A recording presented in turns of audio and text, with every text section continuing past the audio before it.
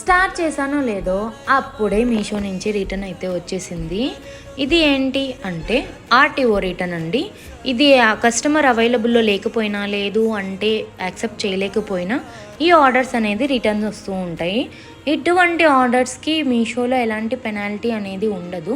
So నేను pack చేసి పంపించింది ఎలా వచ్చింది, డ్యామేజ్ వచ్చిందా, లేదు అంటే ఏదైనా ఫ్రాడ్స్ జరిగాయా, ఈ మధ్య డెలివరీ బాయ్స్ ఎక్కువ ఫ్రాడ్ చేస్తున్నారు కదా, అందుకని చెప్పి రిటర్న్ వస్తూనే ఓపెన్ చేసి అయితే చూపిస్తున్నాను.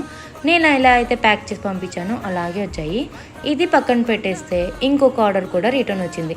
ఇది ఏంటి అంటే నాకు నుంచి ఇంకా వెళ్ళలేదు కానీ క్యాన్సిల్ అయింది. ఎందుకు అంటే కస్టమర్ ఆర్డర్ చేసుకొని క్యాన్సిల్ చేసినట్టున్నారు, అందుకని చెప్పేసి రిటర్న్ వచ్చేసింది.